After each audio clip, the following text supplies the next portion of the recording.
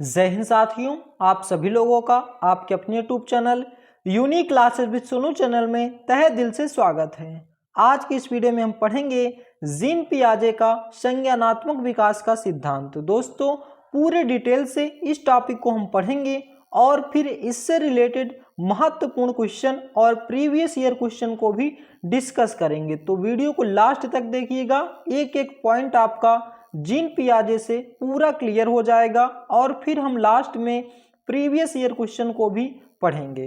तो आइए स्टार्ट करते हैं बिना देरी किए हुए जीन पियाजे का संज्ञानात्मक विकास का सिद्धांत। तो जीन पियाजे स्विट्जरलैंड के मनोवैज्ञानिक हैं और इन्होंने बताया है कि बच्चे जैसे जैसे परिपक्व यानी कि बायोलॉजिकली मैच्योर होते हैं वो वस्तुओं के बारे में कॉन्सेप्ट बनाने लगते हैं। इन्होंने बताया कि बच्चे जैसे जैसे बड़े होते हैं वो अपने किसी भी वस्तुओं के बारे में अपने कॉन्सेप्ट को डेवलप करने लगते हैं।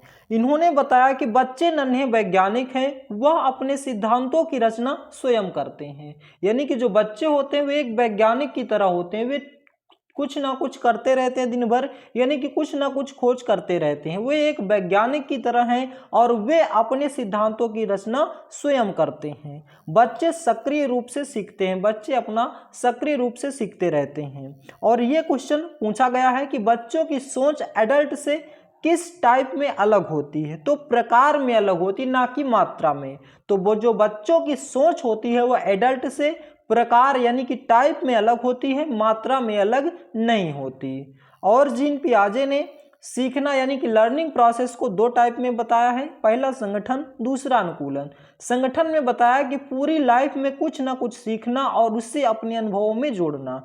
बच्चा अपने पूरी लाइफ में कुछ ना कुछ सीखता है और उसे अपने अनुभवों में जोड़ता है। और दूसरा अनुकूलन। अनुकूलन में क्या है? अपने आप को वातावरण के अनुसार ढालना, यानी कि जैसा वातावरण होगा वैसे वातावरण में खुद को ढालना। ये क्या कहलाता है? अनुकूलन कहलाता है। फिर अनुकूलन को दो प्रकार में कौन कौन सा? आत्मसातीकरण और समायोजन।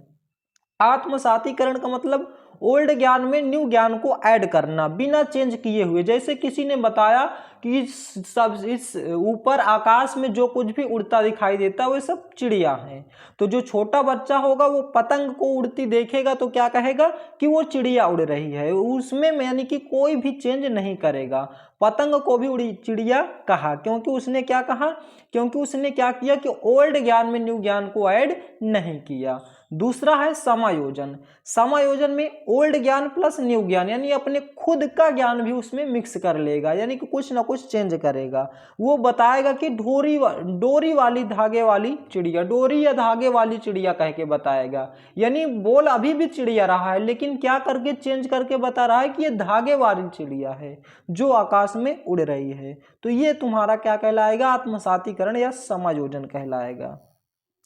और साम्य धारण या संतुलन का मतलब क्या है? सही ज्ञान है। स्कीमा क्या है? सूचनाओं का पैकेट है। स्कीमा क्या है? सूचनाओं का पैकेट है। और जीन पियाजे जी ने संज्ञानात्मक विकास की 4 अवस्थाएं बताई है। कौन कौन सी अवस्थाएं हैं? पूरे डिटेल में पढ़ते हैं। पहली अवस्थाएं संवेदी पेशीय अवस्था। इनकी पहली अवस्था है संवेदी पेशीय अवस्था, 0 से 2 साल है।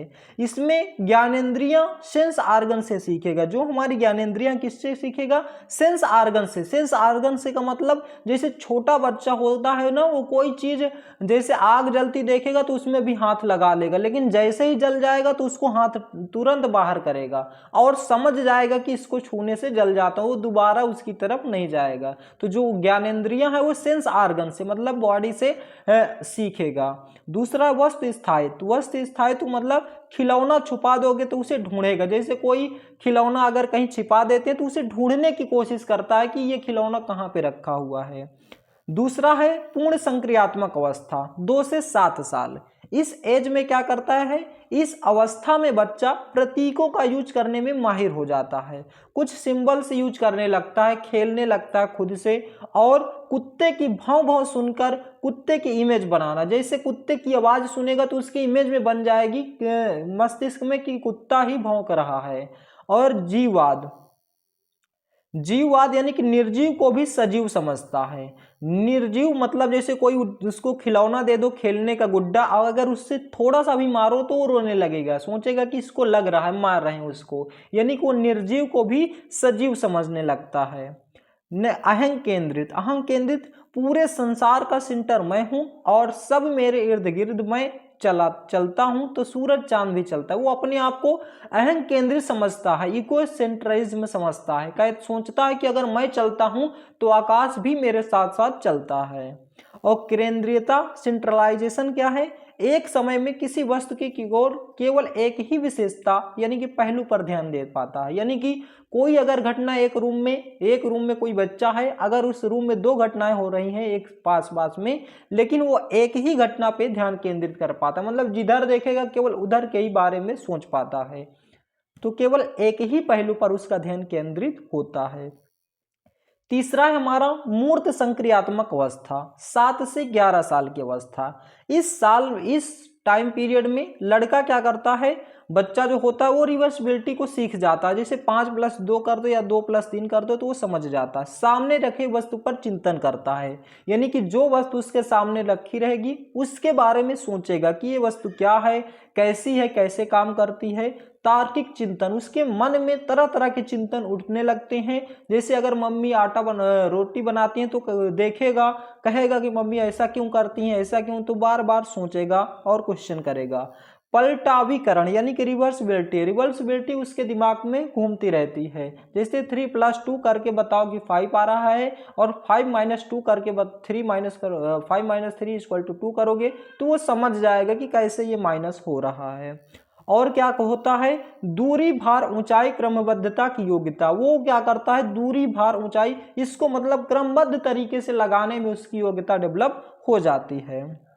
संरक्षण कंजर्वेशन क्या है, अगर किसी चीज के शेप एंड साइज में चेंज करोगे तो भी क्वांटिटी सेम रहेगी, तो वो समझ जाता है। जैसे कि आटा की एक लोई ले लो और उसको किसी आकार दे दो, रोटी का आकार दे दो, तो वो समझ जाता है कि क्वांटिटी वही है, बस उसका आकार चेंज हो गया है। तो इतनी सोचने की क्षमता उसके अंदर डेवलप हो जाती है।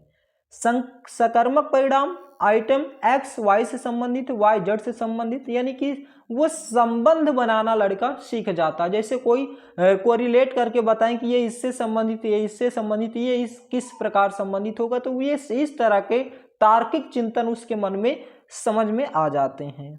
चौथी अवस्था है औपचारिक संक्रियात्मक अवस्था, 11 से 15 साल। इस स्टेज में बच्चा अंतर्ज्ञान की अवस्था यानी कि खुद के सोचने की अवस्था आ जाती है, अमूर्त चिंतन करता है और निगमनात्मक तर्कणा, नियमों के ऊपर तर्क करने लगता है कि ऐसा क्यों हो रहा है, ऐसा ना होना चाहिए, ऐसा होता तो क्या हो जाता।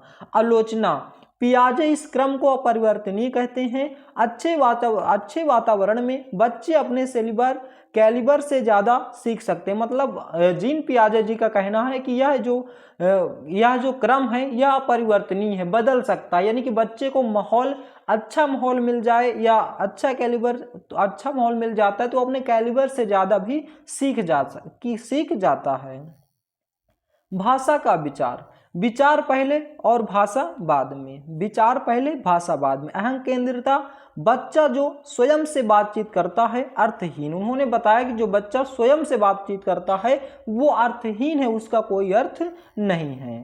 तो ये था हमारा कंप्लीट थ्योरी जीन पियाजे का। आशा करता हूं कि यह थ्योरी समझ में आ गई होगी। अब आइए क्वेश्चन के माध्यम से इस थ्योरी का भी रिवीजन कर लेंगे। अभी तो पहला प्रश्न हमारा जो कि प्रीवियस ईयर क्वेश्चन है, सभी के सभी एग्जाम में पूछे गए प्रश्न है। पहला प्रश्न है, जीन पियाजे के सिद्धांत में क्रमबद्धता किस संदर्भ में प्रयोग हुआ है? ऑप्शन ए, वस्तुओं को किसी एक आयाम जैसे लंबाई पर आधारित क्रम देना। दूसरा, दूसरों की परिप्रेक्ष्य लेने की क्षमता। तीसरा, चिंतन का वर्णनात्मक रूप जैसा कहानी कथन होता है। चौथा, स्थानों जैसे अपने विद्यालय का स्थानीय मानचित्रण करने की क्षमता। तो कौन सा ऑप्शन यहाँ पे सही हो जाएगा? तो यहाँ पे आपका करेक्ट आंसर ऑप्शन ए हो जाएगा। वस्तुओं के किसी एक आयाम जैसे लंबाई पर आधारित क्रम देना, वो सीख जाता है कि कैसे क्रम से वस्तुओं को लगाना है। दूसरा प्रश्न है हमारा, 5 वर्षीय नसीमा को यह लगता है कि चिकनी मिट्टी के गोलों को यदि दबाकर एक सांप के रूप में परिवर्तित करें तो चिकनी मिट्टी बढ़ जाती है। जीन पियाजे के अनुसार उसकी सोच के पीछे कौन सा तर्क है? तो यहाँ पे कौन सा ऑप्शन सही हो जाएगा? सही जल्दी से बताएंगे। ऑप्शन ए जीववाद, ऑप्शन बी केंद्रीयता, ऑप्शन सी परिकल्पित निगमनात्मक तर्क, ऑप्शन डी संक्रामक परिणाम निकालना। तो कौन सा ऑप्शन यहाँ पे सही हो जाएगा?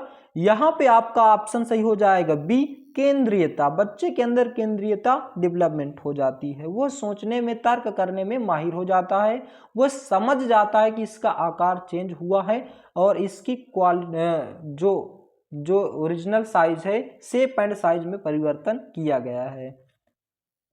नेक्स्ट है हमारा तीसरा, जीन पियाजे के संज्ञानात्मक विकास की किस अवस्था में बच्चा समझ लेता है कि प्रतीकों का इस्तेमाल वस्तुओं को प्रतिनिधित्व करने के लिए किया जा सकता है। अगर बच्चे के सामने साइकिल नहीं है तब भी साइकिल शब्द सुनकर उसके मस्तिष्क में एक प्रतिबिंब बन जाता है। तो कौन सा ऑप्शन सही हो जाएगा? ऑप्शन ए पूर्व परंपरागत अवस्था, ऑप्शन बी पूर्व संक्रियात्मक अवस्था, ऑप्शन सी मूर्त संक्रियात्मक अवस्था, ऑप्शन डी अमूर्त संक्रियात्मक अवस्था। तो कौन सा ऑप्शन यहाँ पे सही हो जाएगा?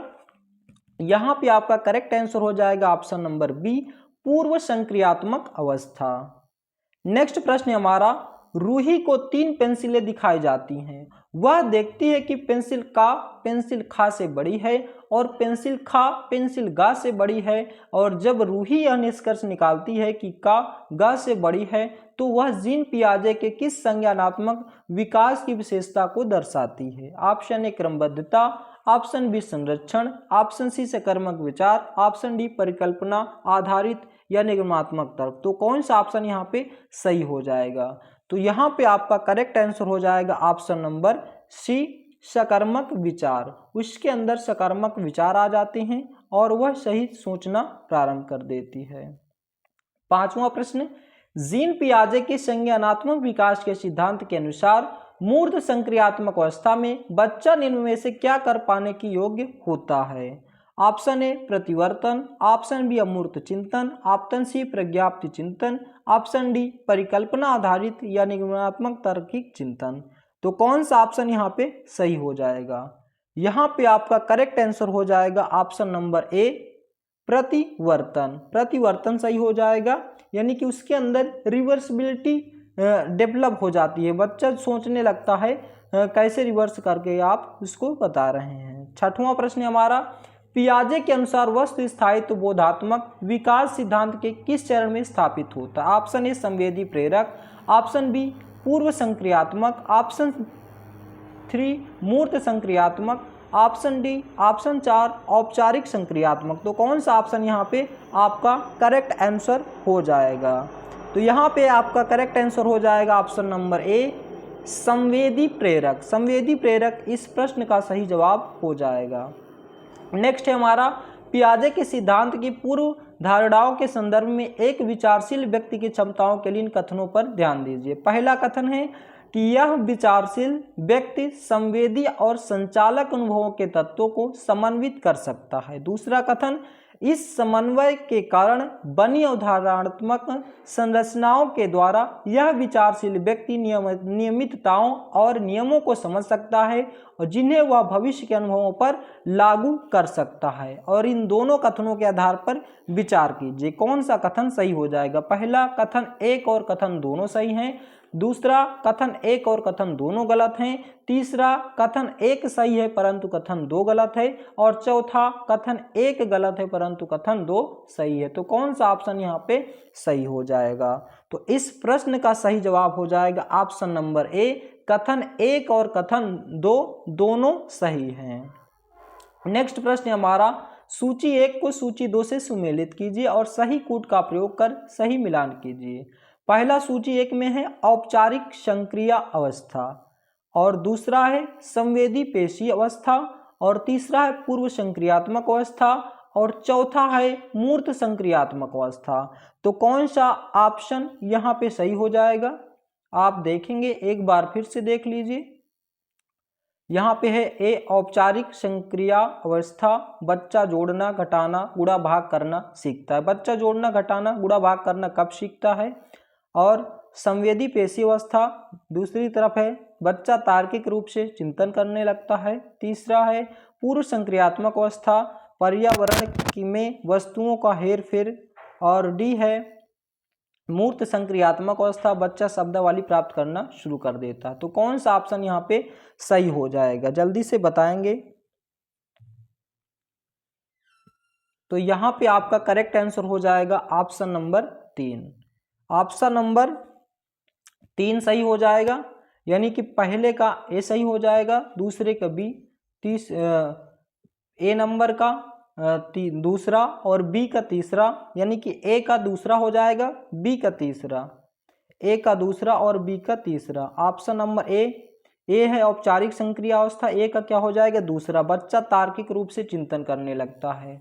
तो यहाँ पे आपका करेक्ट आंसर हो जाएगा ऑप्शन नंबर 3, ए का दूसरा, बी का तीसरा और सी का चौथा और डी का पहला। ए का दूसरा और बी का हो जाएगा तीसरा और सी का हो जाएगा चौथा और डी का हो जाएगा पहला।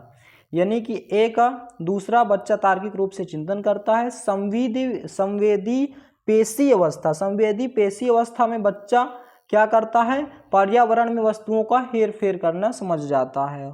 और सी में पूर्व संक्रियात्मक अवस्था, पूर्व संक्रियात्मक अवस्था में बच्चा शब्दावली प्राप्त करना शुरू कर देता है। और डी मूर्त संक्रियात्मक अवस्था, मूर्त संक्रियात्मक अवस्था में बच्चा जोड़ना घटाना गुणा भाग करना सीख जाता है। तो दोस्तों ये था हमारा आज का महत्वपूर्ण टॉपिक, जीन पियाजे का संज्ञानात्मक विकास का सिद्धांत। आशा करता हूं दोस्तों यह टॉपिक आपको बेहद पसंद आया होगा और अच्छे से इस वीडियो में ही क्लियर हो गया होगा। तो वीडियो आपको कैसा लगा इसका जवाब आप हमें कमेंट बॉक्स में दें। यदि आप हमारे चैनल पर नए हैं तो चैनल को सब्सक्राइब करें, वीडियो को लाइक करें और ज़्यादा से ज़्यादा शेयर करें। वीडियो को लास्ट तक देखने के लिए बहुत बहुत धन्यवाद।